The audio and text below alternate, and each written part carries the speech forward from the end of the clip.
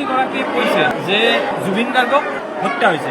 যদি হত্যা হৈছে তেতিয়াহ'লে হত্যাকাৰী কোন? সেই প্ৰশ্নটোৰ উত্তৰ সোনকালে লাগে।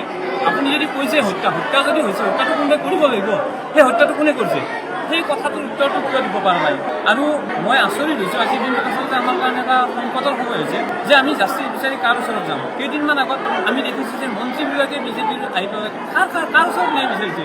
গৃহ বিভাগৰ দায়িত্বত মুখ্যমন্ত্ৰীগৰাকী আছে। তেখেতে যদি জাষ্টিচটো যদি কাৰোবাৰ ওচৰত বিচাৰিছে, কাৰ ওচৰত বিচাৰিব? তেখেতে সেইদিনাখন কোৱা শুনিলোঁ যে চাৰ্জশ্বিট দিয়াৰ পিছতে মই জাষ্টিচৰ কাৰণে ময়ো নিজেই হেৰিত নামিম। নাজানো তেখেত নামে নহয়। কাৰ ওচৰত? আদালতৰ ওচৰত। আদালতত যিহেতুকে যাবৰ কাৰণে বিষয়টো প্ৰথমতে চাৰ্জশ্বিটখন ঠিক কৰিব লাগিব। চাৰ্জশ্বিটত যদি ভুল থাকে তেতিয়া আদালতৰ কাম কৰিব।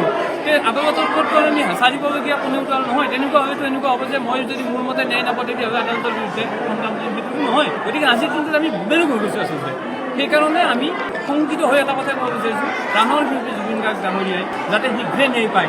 আৰু সেই ন্যায়টো যিহেতুকে হত্যা হৈছে বুলি কৈছে, গতিকে হত্যাকাৰীসকলক শীঘ্ৰে চিনাক্তকৰণ কৰি ৰাজহুৱা কৰক মুখ্যমন্ত্ৰী ডাঙৰীয়াই যে অমুকে হত্যা কৰিছে। কাৰণ তেখেত ৰাজ্যৰ গৃহমন্ত্ৰী, তেখেত মুখ্যমন্ত্ৰী, তেখেতৰ নেতৃত্বত এছ আই টি আছে। তেখেতে কথাবিলাক যেনেকৈ কয় যে চাৰ্জশ্বিটত গম পাব, যদি তেখেতে অলৰেডি গম পাইছে, কথা কোৱাটো দিগদাৰ নাই ন, কৈ দিয়ক।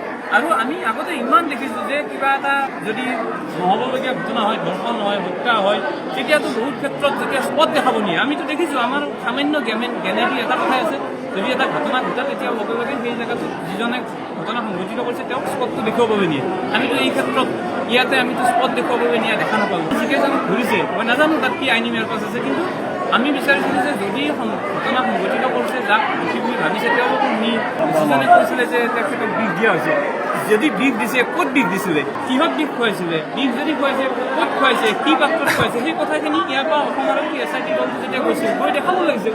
সেইখিনি ফৰেঞ্চিকত পঠাইছে নে? এইবিলাক কথা আচলতে চাৰ্জশ্বিটত অহাটো আমি বিচাৰোঁ, যাতে দোষী সাৰি নাযায় আৰু জুবিন গাৰ্গ ডাঙৰীয়াই ন্যায় পায়।